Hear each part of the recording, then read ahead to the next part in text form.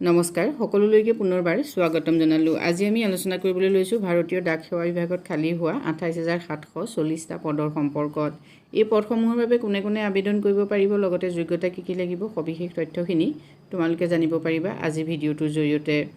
India পোষ্টৰ GDS Recruitment 2026ৰ বাবে ইতিমধ্যে নটিফিকেশ্যন আউট হৈছে আৰু এই পদসমূহ এনেকুৱা হয় যে এই পদসমূহৰ বাবে মেৰিট বেচিছত চিলেকশ্যন কৰা হয়। ইয়াত কোনো ধৰণৰ এক্সাম অনুষ্ঠিত নহয়, মানে কোনো ধৰণৰ ইণ্টাৰভিউ বা অন্যান্য যিকোনো পৰীক্ষা নিদিয়াকৈ এই পদসমূহ লাভ কৰিব পাৰি মাত্ৰ দশম শ্ৰেণীত উত্তীৰ্ণ হোৱা নম্বৰৰ ভিত্তিত।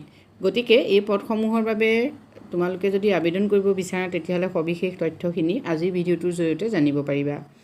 ৰিক্ৰুইটমেণ্ট নেম হ'ল ইণ্ডিয়া পোষ্ট গ্ৰামীণ ডাক সেৱক GDS অৰ্থাৎ ৰিক্ৰুইটমেণ্ট 2026 আৰু এই পদসমূহৰ বাবে নিৰ্বাচন কৰিব ইণ্ডিয়া পোষ্টৰ অথৰিটিয়ে আৰু টোটেল ভেকেঞ্চি হ'ল ২৮,৭৪০টা আৰু পদসমূহ হ'ল গ্ৰামীণ ডাক সেৱক যিটোক কয় GDS আৰু ব্ৰাঞ্চ পোষ্ট মাষ্টাৰ যিটোক কয় BPM, next assistant branch post master যিটো কয় ABPM।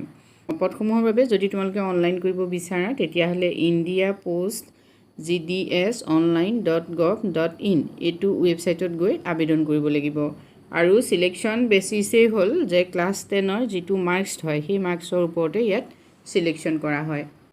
ৰেজিষ্ট্ৰেশ্যন যিহেতু 31 জানুৱাৰীৰ পৰা আৰম্ভ হৈছে আৰু লাষ্ট ডেট হ'ল 14 ফেব্ৰুৱাৰী। ফিজ পে'মেণ্টৰ ডেডলাইন হ'ল 16 ফেব্ৰুৱাৰী আৰু এপ্লিকেশ্যন কাৰেকশ্যন উইণ্ড' হ'ল 18 পৰা 19 ফেব্ৰুৱাৰীৰ ভিতৰত। ফাৰ্ষ্ট মেৰিট লিষ্ট বা শ্বৰ্ট লিষ্ট ওলাব 28 ফেব্ৰুৱাৰীত। মানে খুব সোনকালে এই পদসমূহৰ বাবে চিলেকশ্যন প্ৰক্ৰিয়াটো আৰম্ভ হ'ব। ডাক সেৱা বিভাগৰ পোষ্টসমূহ যিহেতু চাৰ্কুল ৱাইজ থাকে, এতিয়া অসমত ইয়াৰ সৰ্বমুঠ পদৰ সংখ্যা হ'ল 639টা।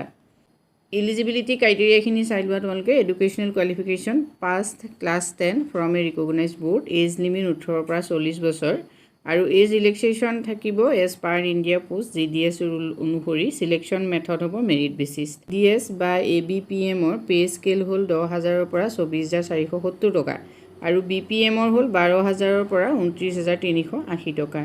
আজিলৈ ইমানেই, ধন্যবাদ।